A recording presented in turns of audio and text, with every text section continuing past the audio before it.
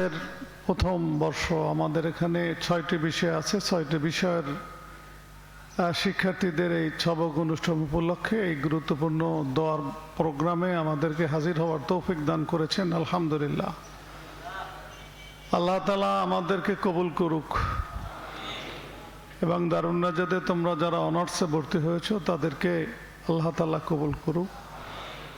আমি স্বাগত জানাই যারা দারুন নাজাতে এই শিক্ষাবর্ষে মানে 25-26 শিক্ষাবর্ষে ভর্তি হয়েছো তাদেরকে। আজকে সভাপতি, বিশেষ অতিথি আমার সহকর্মী আসাতেজা ইকরাম এবং আমার প্রিয় শিক্ষার্থীরা, অনেক গুরুত্বপূর্ণ আলোচনা হয়েছে এবং অনার্সের এই জামাতটিও একটা গুরুত্বপূর্ণ জামাত। তোমাদের জীবনেরও এই সময়টা একটা গুরুত্বপূর্ণ সময়, আমাদের ছাত্র জীবনের এবং এই কর্মজীবনের অভিজ্ঞতা। শিক্ষার্থীরা যখন আলেম পাশ করে তখন তারা স্থির হয়।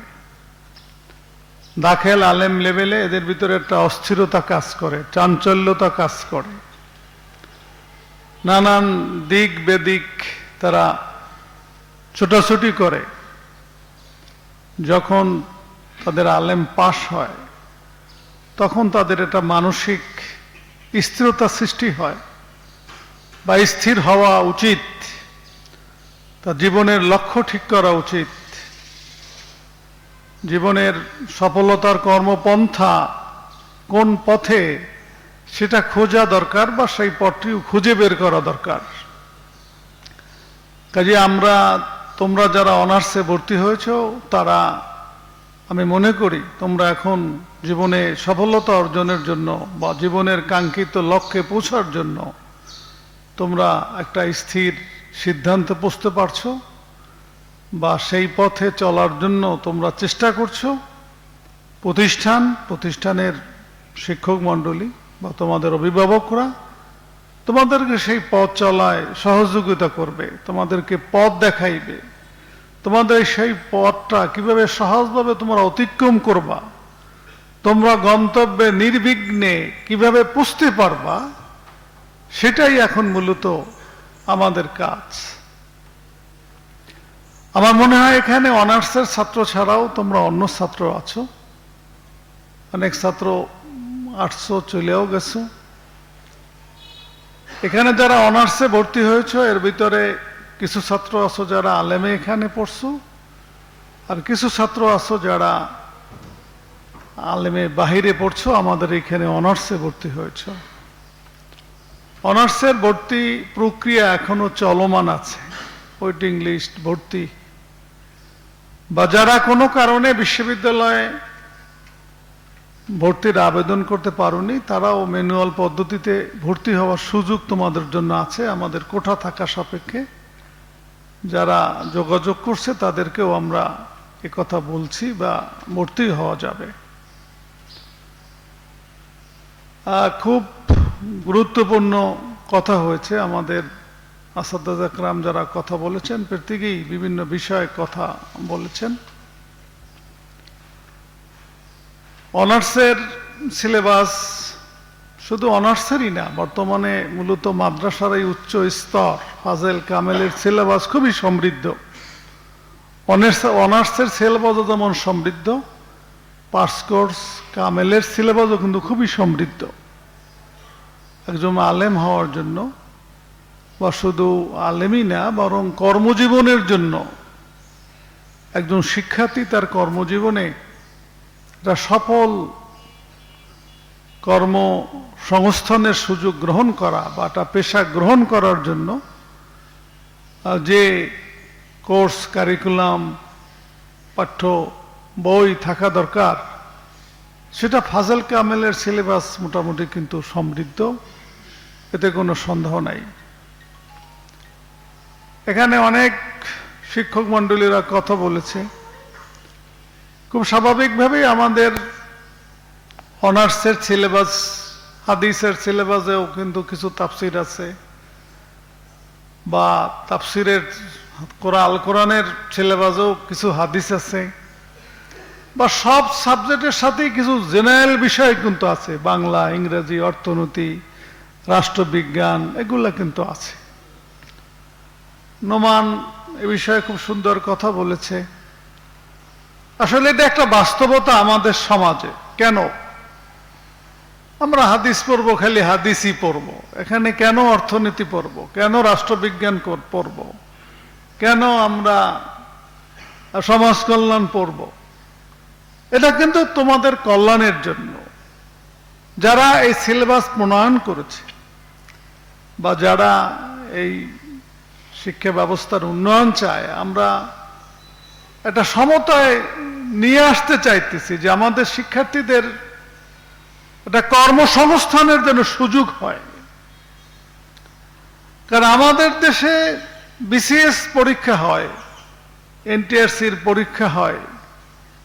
এই পরীক্ষাগুলো কিন্তু একটা সামগ্রিক সবার জন্য একত্রে পরীক্ষা হয়, বা এই পরীক্ষাগুলোতে কিন্তু যেমন হাদিস, আল কোরআন, আরবির বিষয়ের যেমন প্রশ্ন থাকে, প্লাস অন্যান্য বাংলা, ইংরেজি, রাষ্ট্রবিজ্ঞান, অর্থনীতি ইত্যাদি সাধারণ জ্ঞানের বিষয় কিন্তু কি প্রশ্ন থাকে।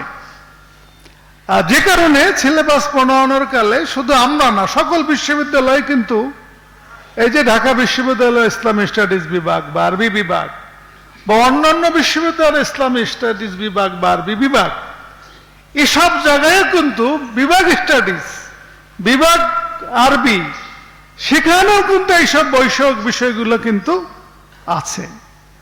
কারণ ওই চাকরির সুযোগ সৃষ্টির জন্য বা ওই বিষয়ের উপরে একজন শিক্ষার্থীর দক্ষতা অর্জনের জন্য মূলত একটা সমন্বিত সিলেবাস আমাদের দেশে ইউনিভার্সিটিতেও আছে, মাদ্রাসায়ও আছে। এটা আমি মনে করি হয়তো আমাদের বিষয়ভিত্তিক যা আছে তাও কিন্তু যথেষ্ট। যদি বিষয়ভিত্তিক বিষয়গুলো যদি পড়াও হয় ঠিক মতো, যে কয়টা আছে, তাহলেও কিন্তু প্রচুর ওই বিষয়ের উপর একজন শিক্ষার্থী জ্ঞান অর্জন করতে পারে। আমাদের নোমান বলে গেছে যে অনার্সের পড়া এটা তো গবেষণামূলক পড়া, থিসিসমূলক পড়া, ক্লাসও তো কম। তোমাদের ক্লাস শুরু হয় কি তৃতীয় ঘন্টা থেকে, নাকি 6টা থেকে 9টা ক্লাস চলে এখন পরীক্ষাকালীন সময়। এর 3 ঘন্টা পরে তোমাদের ক্লাস। আর ওই যে তালেমুল কোরআনে আতফাল থেকে রাবে, তারা কিন্তু 8টা থেকে 2টা পর্যন্ত ক্লাস, প্রত্যেক দিন, শনিবারও ক্লাস।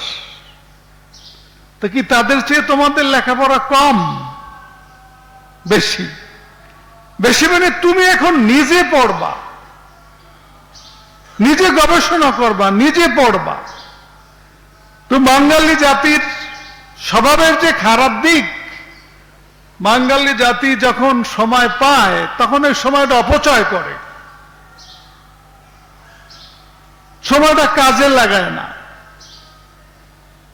9টার ভিতরে ক্লাস শেষ, পরীক্ষা না থাকলে 10:30 বা 10:45 শেষ। এরপরে দীর্ঘ একটা সময়, কিন্তু এই সময়ের মধ্যে পরবর্তী থেকে তুমি 3 ঘন্টাও যদি পড়াশোনা করো, 4 ঘন্টাও যদি পড়াশোনা করো, তো ব্যাপক পড়াশোনা করার কিন্তু তোমার কি আছে, সুযোগ আছে। তুমি এখানে 3 ঘন্টা 3.5 ঘন্টা ক্লাস, 24 ঘন্টার কিন্তু আরো একটা দীর্ঘ সময় তোমার সময়, অন্য কাজ করার কিন্তু অনেক সময় আছে। দুর্ভাগ্য এই 3 ঘন্টা ক্লাসেও তোমরা উপস্থিত থাকো না। আবার এর পরবর্তী যে সময়গুলো থাকে, ওই সময়গুলো তোমরা পড়াশোনার সাথে তোমরা সম্পৃক্ত হও না। কেউ মোবাইল চালাও, কেউ ঘুমাও, কেউ আড্ডা দাও, কেউ দলবাজি করো, এই কাজে তোমাদের সময় কাটে। তো জ্ঞান অর্জন না করলে কেউ কোনোদিন জ্ঞান অর্জন করতে পারে না। এটা টাকা দিয়ে কিনে আনা যায় না, এটা ধার নেওয়া যায় না, চুরি করা যায় না। এটা অর্জন করতে হয়, সময় দিতে হয়, পড়তে হয়। সব বিষয়ে আমি বলছি যে ক্লাসে পড়ানো সম্ভব না, পৃথিবীর কোন ইউনিভার্সিটি পড়ায় না। নিয়াজ বলে গেছে, নিয়াজ আজহারি, এই যে আমরা এখানে হেডমহাদ্দেশ ফরিদপুরের কাছে যা পড়ছি ওখানে যাইয়া তাই পড়ছি। এখানে সিলেবাসের যদি আরো পড়া লাগে হাদিসের উপরে, আরো যদি পড়া লাগে আকায়েদের উপরে, আরো যদি পড়া লাগে ফিকহের উপরে, আরো যদি পড়া লাগে তাফসীরের উপরে, এ পড়ার সুযোগ তো আছে। লাইব্রেরিতে পর্যাপ্ত বই আছে, কোন বই পড়লে সহজ হইবে ওস্তাদদের সাথে পরামর্শ নেওয়ার সুযোগ আছে। তো নিতে তো হইবে তোমাকে। সকলে তোমার নিজের ইচ্ছায় তুমি নাস্তা খাইয়ে এখানে আসছো, যে নাস্তা খাও না সে না খাই এখন বসে আছো, তাই না? আবার দুপুরের পরে যে খাবা, হোটেলে খাও, বাসায় খাও, মেসে খাও, সেই খাবা। আর যে খাবা না তার না খাইয়ে থাকা লাগবে। ঠিক জ্ঞানও তো তদ্রূপ। যে জ্ঞান অর্জন করবা সে ক্লাসে করতে পারবা, লাইব্রেরিতে করতে পারবা, রুমে করতে পারবা, নেটে করতে পারবা, ওস্তাদদের কাছ থেকে করতে পারবা। কেন যেন আমাদের ভিতরে এই যে জ্ঞান অর্জনের যে স্পিড, আকাঙ্ক্ষা, এটাই তৈরি হয় না। হিসাব করো 24 ঘন্টার কয় ঘন্টা আমরা জ্ঞান অর্জনের জন্য ব্যয় করি। ব্যয় করি না বিধেই আমরা জ্ঞানে সমৃদ্ধ হই না। ব্যয় করি না বিধেই আমরা যে লেভেলে আছি, শিক্ষক হিসাবে, ছাত্র হিসাবে, অনার্স হিসাবে, সেই লেভেলে আমরা পৌঁছতে পারি না। এটাই কিন্তু বাস্তবতা।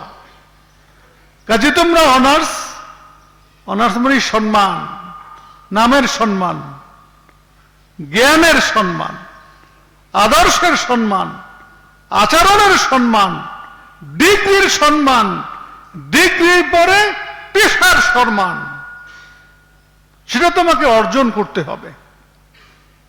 সেজন্য তোমাকে পরিশ্রম করতে হবে, সেজন্য তোমাকে সময় ব্যয় করতে হবে, সেজন্য তোমাদের শিক্ষকদের সান্নিধ্য নিতে হবে।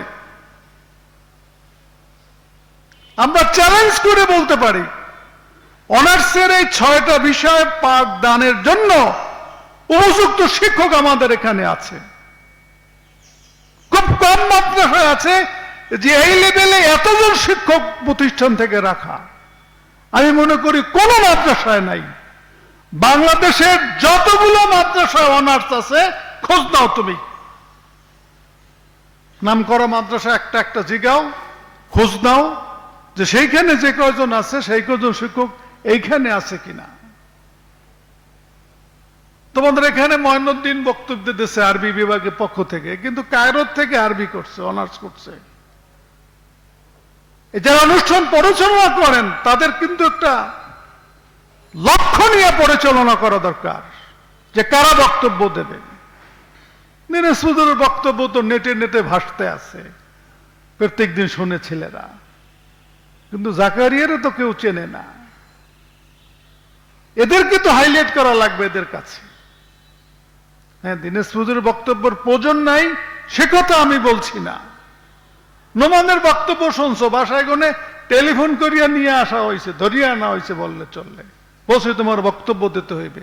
কি ওর বক্তব্যে আলাদা একটা মেসেজ আসছে না? কি আমাদের ভিতরে একটা চিন্তা কাজ করছে না ওর বক্তব্যে? আমরা কি অস্বীকার করতে পারবো? মালয়েশিয়া থেকে সে ডিগ্রি নিয়ে কিন্তু তোমাদেরকে পাঠদান করতেছে।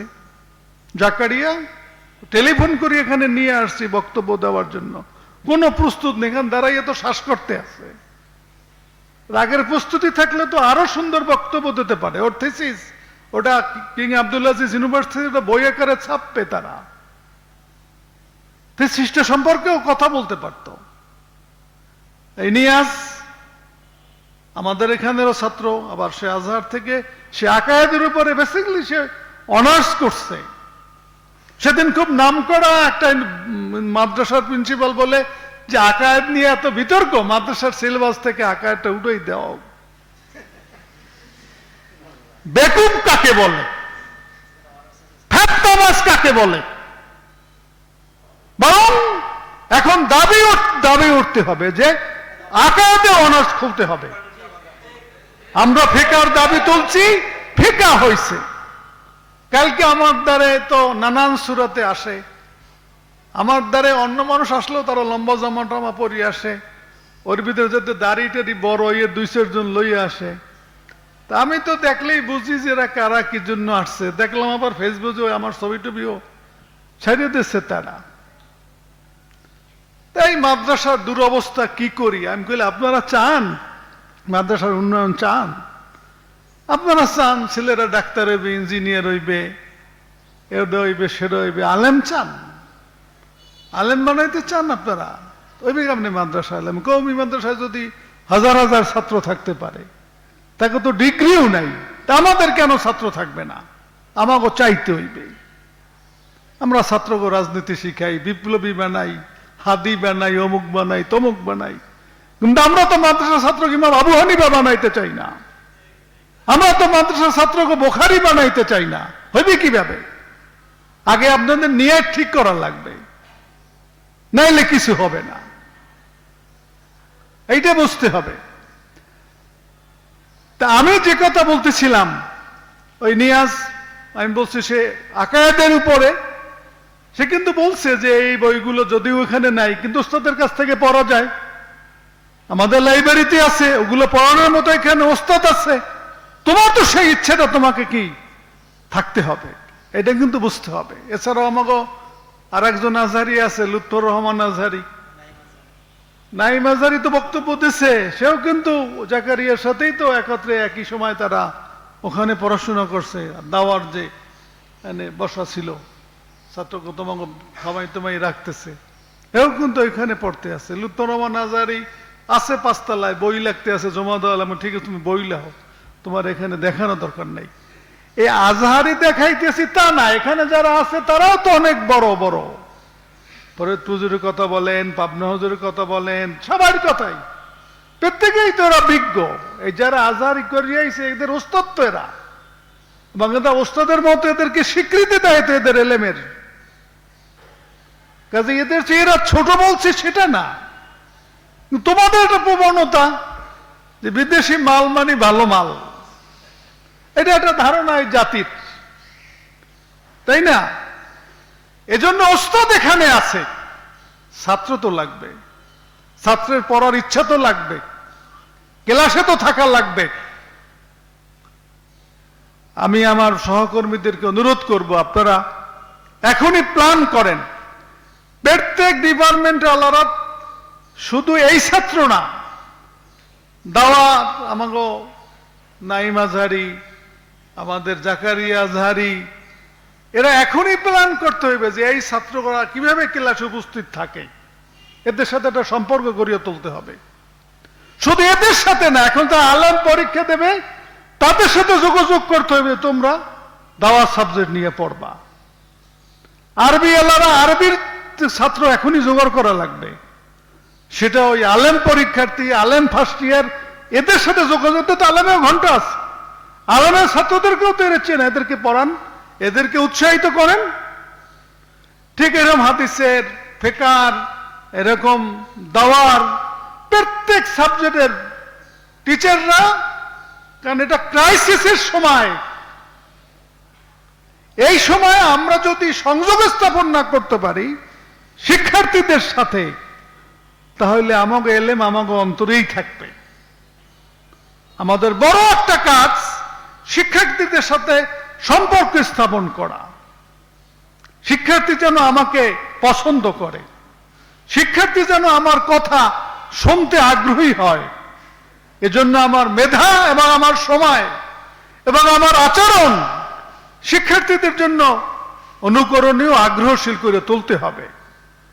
খুব এটা মনে রাখা দরকার। এজন্য তোমাদেরকে যে কথা, এই কথাগুলো বলার উদ্দেশ্য, সিলেবাস সমৃদ্ধ, ওস্তাদ আছে সমৃদ্ধ, এখন দরকার কি দেওয়া নেওয়া। আমার হোয়াটসঅ্যাপে বহু বড় বড় মানুষের সাথে লিঙ্ক আছে, অফিসিয়ালি ভাবেই বা নানান কারণে, বিভিন্ন জায়গার বিভিন্ন সংগঠন, বিভিন্ন বড় বড় ব্যক্তিদের হোয়াটসঅ্যাপে। এখন তো এই কথা বলি, এগুলো হোয়াটসঅ্যাপে বেশি পৌঁছে। অনেকে কিন্তু ফেসবুক, ইউটিউব অনেকে দেখে না নানা কারণে, কিন্তু হোয়াটসঅ্যাপ গ্রুপ কিন্তু দেখে, কারণ অনেক জরুরি জরুরি মেসেজ হোয়াটসঅ্যাপে আসে। আমাদের মিডিয়ার যারা আছে আমি বারবার বলি, কিন্তু কতটা গুরুত্ব দেয় বা আমাদের দায়িত্বশীল দেয় গুরুত্বটা কতটা উপলব্ধি করে সেটা আল্লাহ ভালো জানে। তো হোয়াটসঅ্যাপে কিন্তু অনেক বড় বড় ব্যক্তিদের খবরগুলো আসে। কালকে আমি রাত্রে দেখলাম একটা হোয়াটসঅ্যাপে মেসেজ আসছে, আমি দিলাম যে কি আসছে, দেখি একজন শিক্ষকের একটা সাক্ষাৎকার, একজন প্রফেসরের, সে একটা বিশ্ববিদ্যালয়ের ভাইস চ্যান্সেলর ছিল। ঘটনাক্রমে উনি আমাদের এখানে একবার আসছিলেন, প্রফেসর ডক্টর মাহবুবুল আলম। দীর্ঘ সময় উনি শিক্ষকতা করছে। তা আর একজন প্রফেসর ওনাকে সাক্ষাৎকার নিতেছে যে স্যার, একজন ভালো শিক্ষকের 5টা গুণের কথা আপনি বলেন, দীর্ঘ সময় আপনি শিক্ষকতা করছেন আপনার অভিজ্ঞতার আলোকে। তা ওনারা তো কথা বলে এর 4 ভাগের 3 ভাগ ইংরেজি কয়, 1 ভাগ বাংলা কয়। তারপরও তো বুঝা যায় সব কথাই উনি যা বলছে, আমি বুঝতে চেষ্টা করছি। একাধিকবার আমি ওই নিউজটা দেখলাম যে আসলে উনি কি বলছে। তো উনি 5টা গুণের ওনার ভাষায় বলছে। পরে ওই যে ওনার কাছ থেকে সাক্ষাৎকার নিয়েছে সে ওইটা এক কথায় প্রকাশ করছে, স্যার আপনার এই বক্তব্যের অর্থ এই। উনি বলছে যে এটা হলো ডিসিপ্লিন। একজন শিক্ষকের সবচেয়ে বড় গুণ কি? ডিসিপ্লিন। এটা কিন্তু ওই যে সাক্ষাৎকার নিয়েছে সে এইটা এক কথায় নিয়ে বুঝাইছে। তো উনি কিন্তু বলছে কি যে একজন শিক্ষকের সে জাস্ট টাইমে ক্লাসে যাবে, 1 সেকেন্ড পরে সে ক্লাসে যাবে না, 1 সেকেন্ড আগে সে শিক্ষক ক্লাস থেকে আসবে না।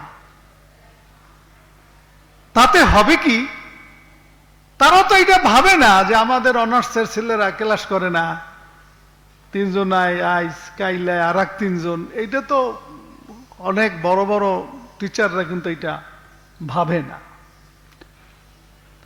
তুমি বলছো তাতে হবে কি, একজন শিক্ষার্থী যখন দেখবে যে স্যার জাস্ট টাইমে ক্লাসে আছে, ও দেরি হয়েছে 1 মিনিট 2 মিনিট 5 মিনিট দেরি হয়েছে শিক্ষার্থীর, সে আগামীকালকে কিন্তু লজ্জিত হবে, সে তার দেরি করবে না।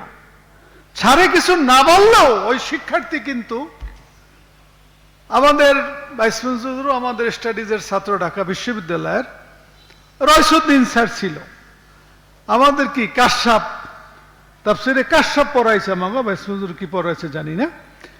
লেকচার থিয়েটারে স্যারের ক্লাস ছিল দোতলায়। স্যার পান খাইতেন, সুন্দর করিয়া পান পেঁচাইয়া নিয়ে আসতো সুন্দর করিয়া, এবং খুব স্মার্ট লোক ছিলেন। 1 সেকেন্ড তার ক্লাসে দেরি করার সুযোগ ছিল না, একদম ফুল ক্লাস বক্তব্য ভর্তি। এবং স্যারের বাচন ভঙ্গিও এমন ছিল, একটা সেমিনারে গেছি, স্যারের একটা রিপোর্ট পড়ার কথা ছিল, কর্মশালার রিপোর্ট। তো কর্মশালাতে আগে একত্রে বসে যৌথভাবে তৈরি করে তারপর প্রেজেন্টেশন করে। তা স্যারের একটা গ্রুপ আছে, তো স্যারে কিছু লেখে থাকে না।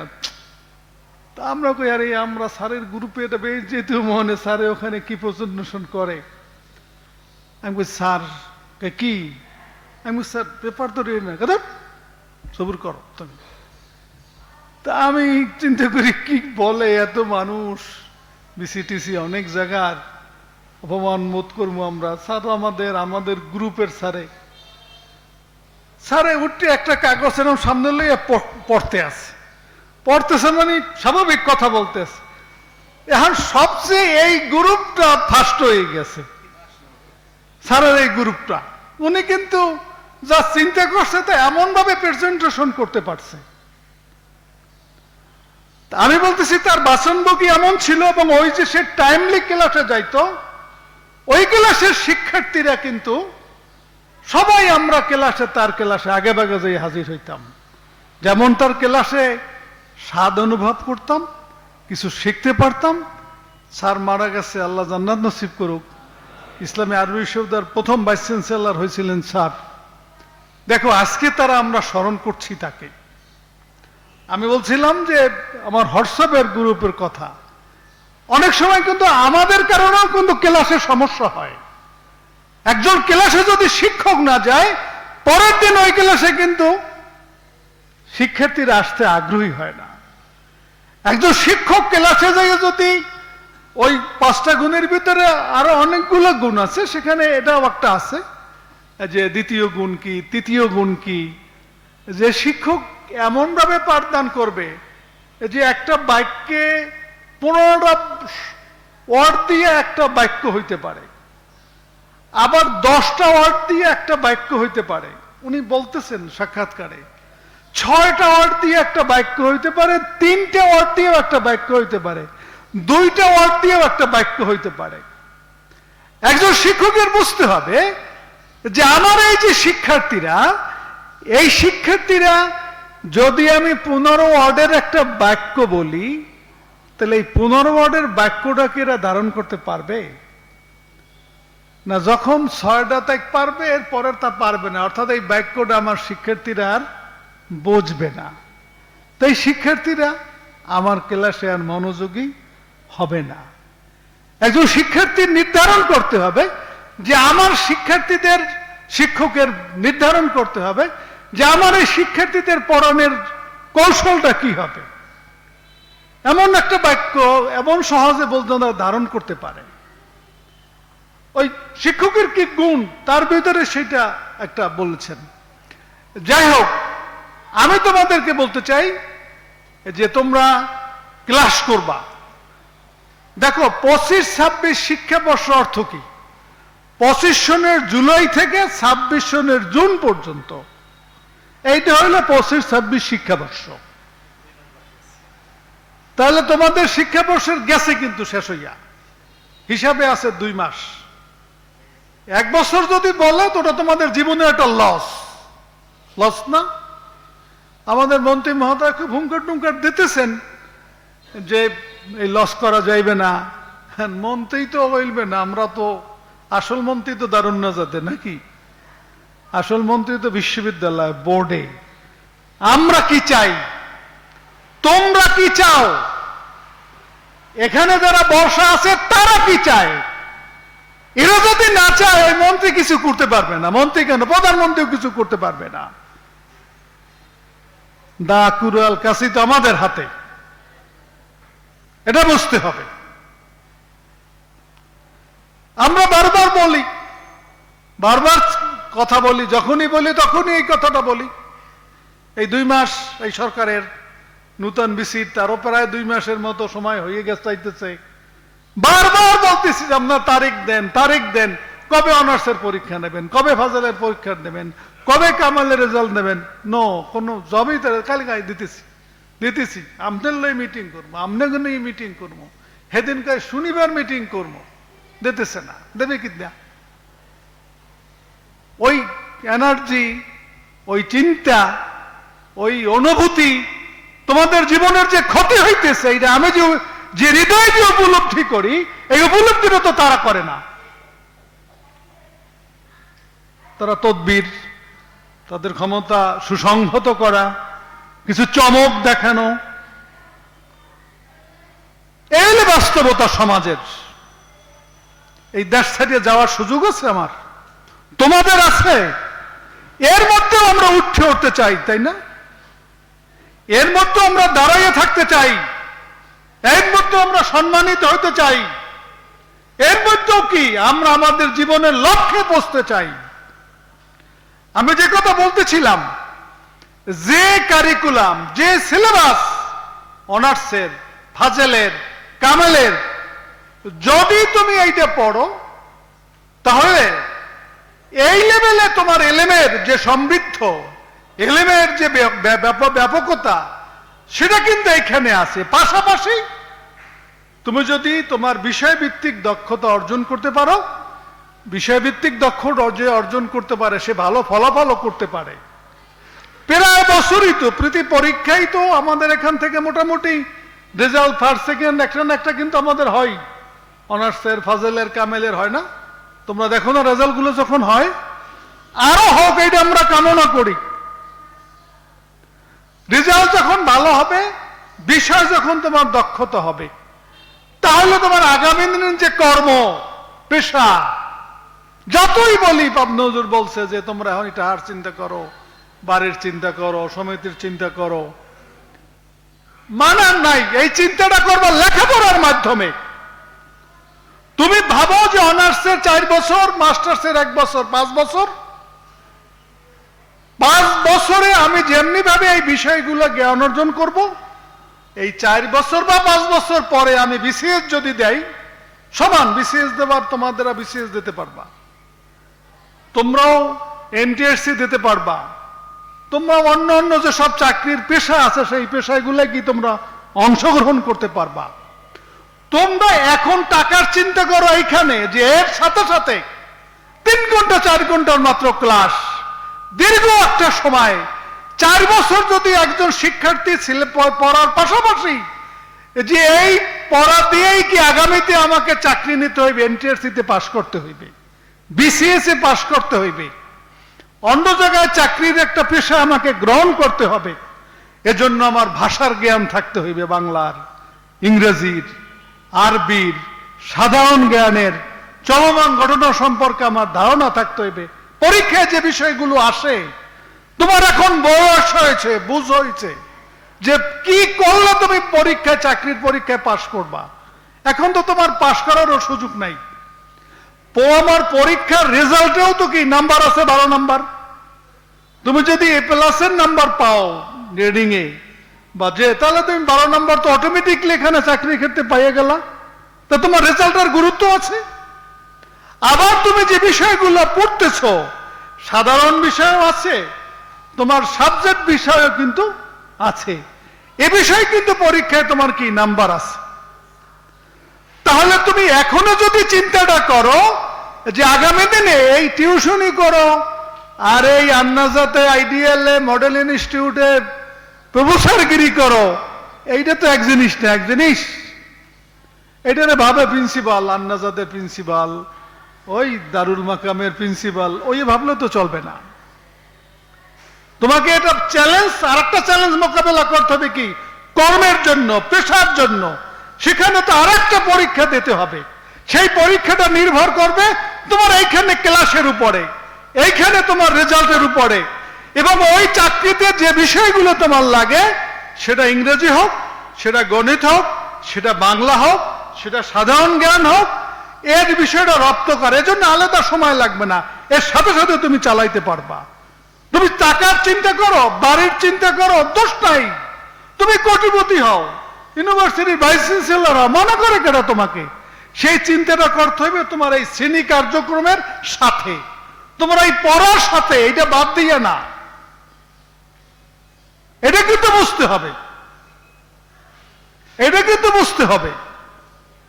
তোমরা করো কি, টাকার জন্য ক্লাস বাদ দাও, টাকার জন্য লেখাপড়া বাদ দাও, তাই যা ইচ্ছা তা হয়। অনার্স মাস্টার্সের ডিগ্রি নিয়ে রাস্তায় রাস্তায় ঘোরো, ক্যাম্পাস 2তে ইন্টারভিউ দিতে পাঠাইলে পাবনা হুজুর কয়ে চলবে না।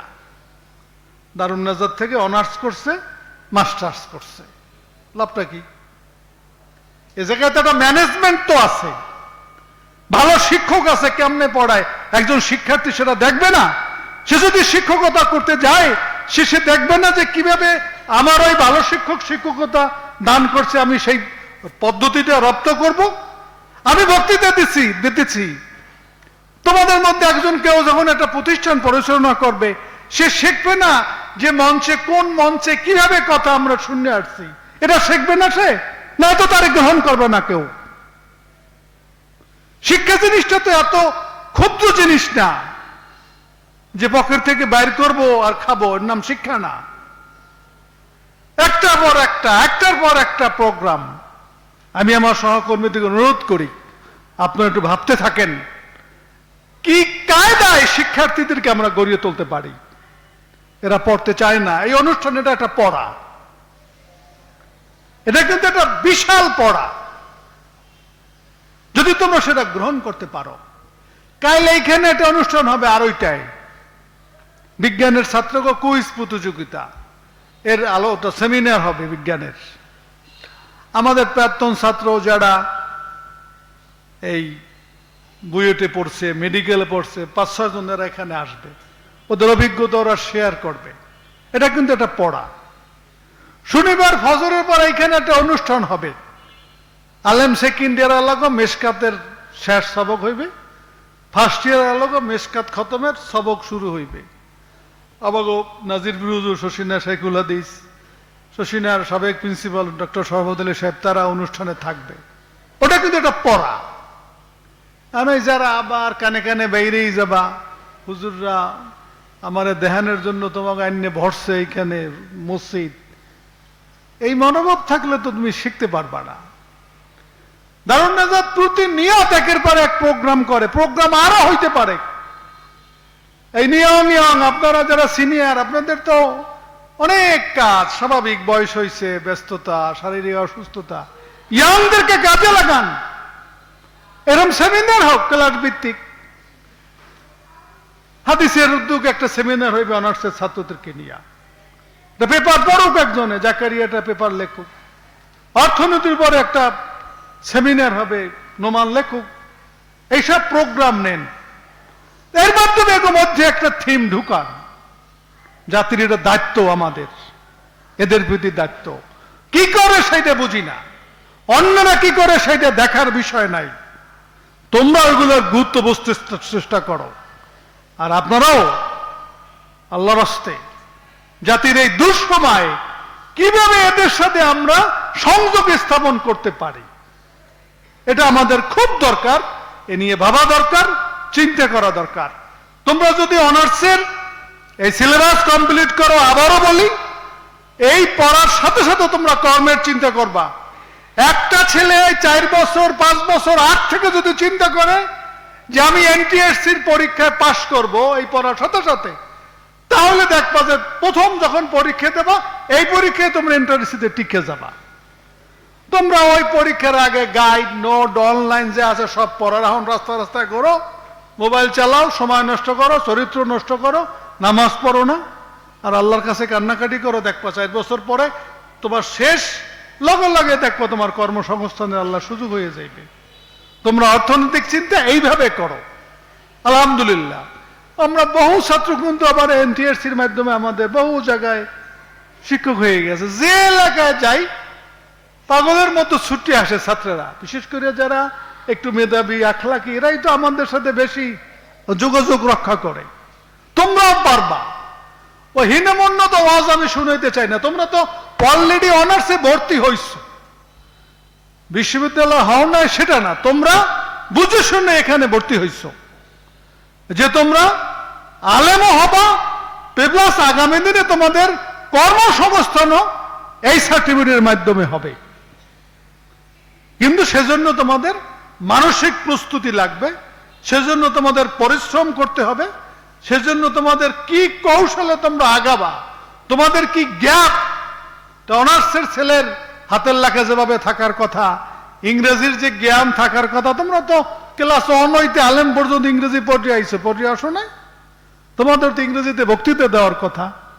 ক্লাস 1 হইতে আলেম পর্যন্ত আরবি পড়ে আইছো, আরবিতে বক্তৃতা দেওয়ার কথা, আরবিতে পেপার পড়ার কথা। বাংলা তো জাতিগতভাবেই আমরা বাঙালি, শুদ্ধভাবে বাংলা 2 লাইন লেখার কথা। কয়জনে আমরা পারি? কয়জনে তোমরা পারো? পারি না, এখন পারবো, পারতে হবে আমাকে। সেজন্য আমাকে চেষ্টা করতে হবে, সময় দিতে হবে। বেসিক পড়ো। এই ছাত্ররা তোমরা কোথায় থাকবা, কোথায় থাকো, কি করো, এটা নিয়ে এখনই প্ল্যান থাকতে হইবে, শিক্ষকদেরও থাকতে হইবে। প্রত্যেক ডিপার্টমেন্টের, আমাকে সৈয়দ হুজুর হাদিসের ডিপার্টমেন্ট খালি নিজে বই গবেষণা লেখেন না, কোনো মূল্য নাই। আপনার এই হাদিসের ছেলে সবচেয়ে বেশি ভর্তি হয়। মাগুরো হুজুর আপনি পিএইচডির কোনো মূল্য নাই, আপনার আল কোরআনের সবচেয়ে বেশি ছাত্র ভর্তি হয়। এই ছাত্রগো আকীদাগত অবস্থা কি, আমলি অবস্থা কি, পড়ালেখার অবস্থা কি, কোথায় থাকে এরা? দিনাজপুর হুজুর প্রধান ফকি, কোনো মূল্য নাই আপনার ওই এমফিল পিএইচডির, আপনার ওই মিডিয়ার। আপনার এই শিক্ষার্থীদের অবস্থাটা কি? এরা কোথায় থাকে, এরা কি করবে, কিভাবে ভালো হবে? এরকম প্রত্যেকে উদ্যোগ নেন, একটা প্ল্যান করেন। সময় তো আমাদের কাটিয়েই যাইতেছে, প্রতিষ্ঠান আপনার সব তো চলতেছে, চলমান, কিন্তু বাইরে আইতেছেটা কি? করতেছে কি এরা?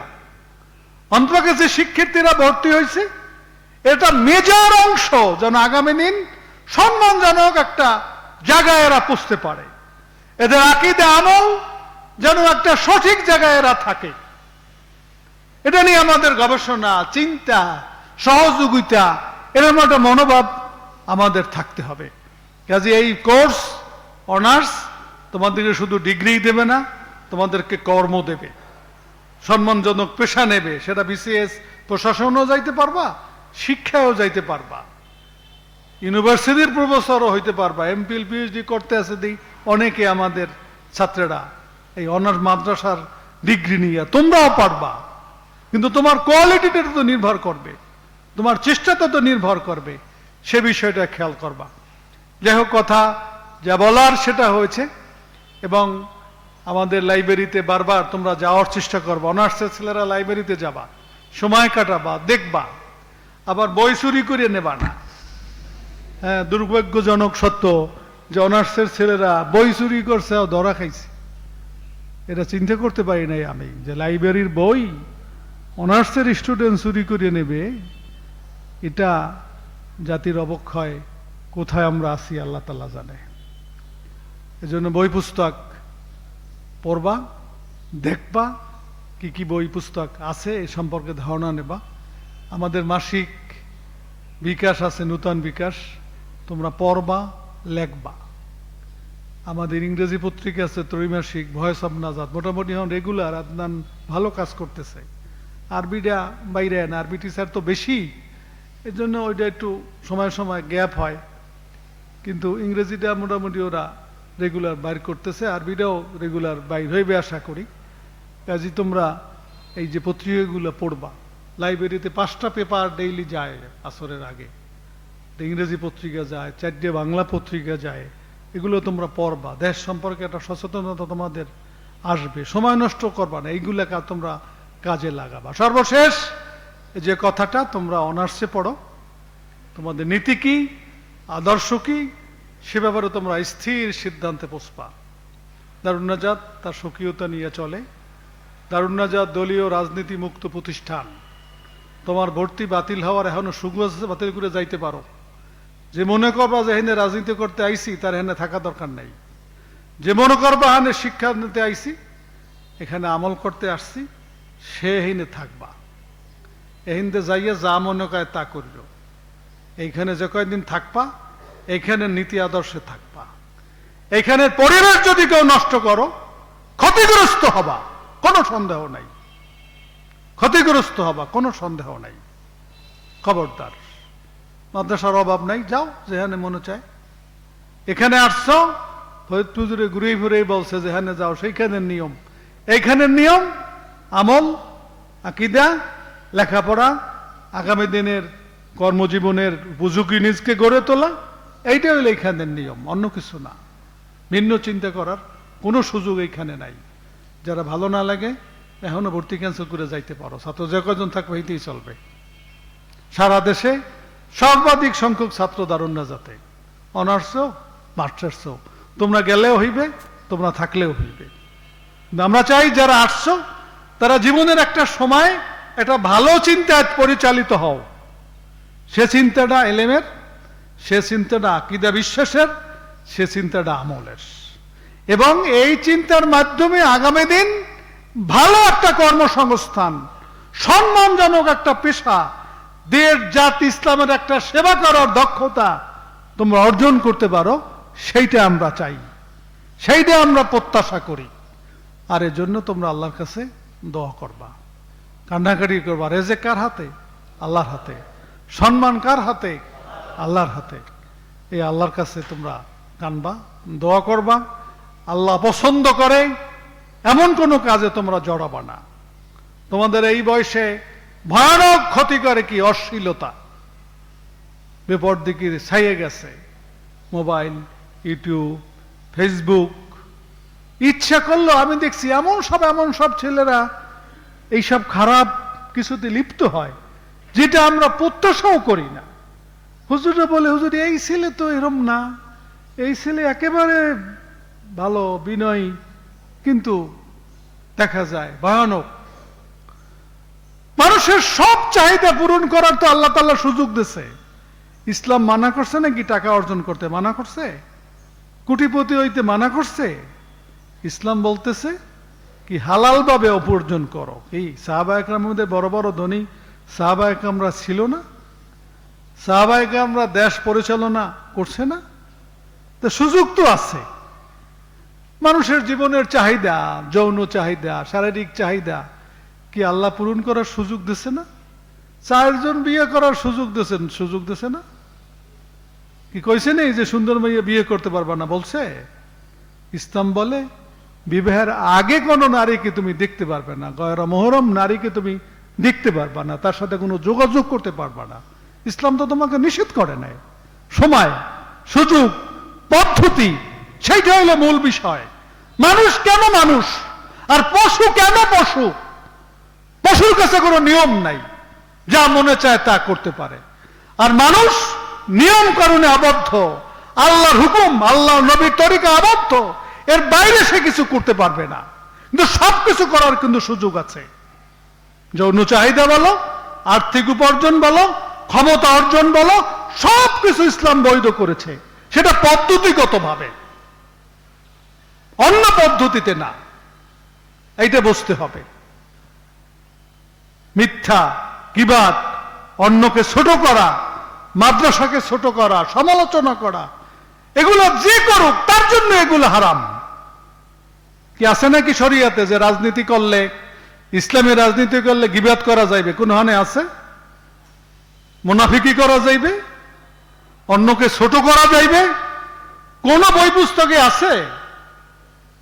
এখন আমাদের দেশে তো ওইয়া করলে ওইয়া শুরু হইয়া যায়। কি করব? হারাম গীবাত করব, মিথ্যা হারাম করব, মানুষের দুর্নাম ছটাইয়া মানুষকে ছোট করব, না বাদ দিয়া আসল জায়গায় থাকব? বুঝতে হইবে কেন আমরা অনেক জিনিস নিরুৎসাহী করি, কেন আমরা অনেক জিনিস অপছন্দ করি। এই কারণে আমাদের পরিবেশ, আমাদের সমাজ ব্যবস্থা, অনেক জিনিস আছে যেটা আমার ইমানের সাথে সংঘর্ষিক, যেটা আমার আমলের সাথে সংঘর্ষিক, যেখানে হালাল হারামের প্রশ্ন। আমি হালালটা গ্রহণ করব, সেটা যতই ক্ষুদ্র হোক, সেটা যতই আমার জন্য হীন হোক, কিন্তু আমি হারামের সাথে সম্পৃক্ত হব না। এটাই কিন্তু আমাদের দর্শন, এটাই কিন্তু আমাদের বিশ্বাস, এইটাই তারুণ্যদের আদর্শ, অন্য কিছু না। এইটা বুঝতে হবে। আগামীকাল থেকে তোমাদের ক্লাস হবে, কার্যক্রম তোমরা নেবা। 4 বছরের গোটা কোর্স এখানে দেওয়া আছে। আমরা আশা করি যথাসম্ভব শীঘ্রই তোমাদের পরীক্ষা আগাইয়ে আসবে। যেভাবে আসতেছে আমি মনে করি না যে এককালে 1 বছর তোমরা সময় পাবা, সেটা না, বরং কম পাবা, সেইটাই আমরা মনে করি। আমরাও তাড়াতাড়ি তোমাদের কোর্সগুলো শেষ করাতে চাইতেছি। আমার সহকর্মীদেরকে অনুরোধ করি আপনারা মানসিকভাবে প্রস্তুতি নেন। আল্লাহর আদালতে যেন আমরাও দায়ী না হই, ছাত্ররাও দায়ী না হয়, আমরাও দায়ী না হই। কিভাবে এদেরকে আমাদের সাথে সম্পৃক্ত করতে পারি, উৎসাহিত করতে পারি, সহজে পড়াইতে পারি। এরা কলস করতে চায় না, স্বাভাবিক, এরা বলবান মানুষ। আমাদের দায়িত্ব কিন্তু বেশি। এই বোতলটা আমার হাতে, ওই বোতলে আমি পানি দেব। আমি শিক্ষক, আর একটা বোতল ছাত্রের মতো। ওই বোতলের মুখ আটকা, ওর মুখ আটকা, আমার দায়িত্ব বোতলের মুখটা খুলে দেওয়া। ময়লা থাকলে সেটা পরিষ্কার করা, 2টা মুখ এক জায়গায় নিয়ে পানি ঢালা।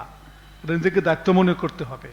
ব্যক্তিগত কাজ যেমন নিজের সবচেয়ে গুরুত্ব দিয়ে করি, তার চেয়ে বড় কাজ এই যে আমি যে পেশা, আমি যে এই শিক্ষার্থীদের আমানত গ্রহণ করছি, সে আমানতগুলো আদায় করা।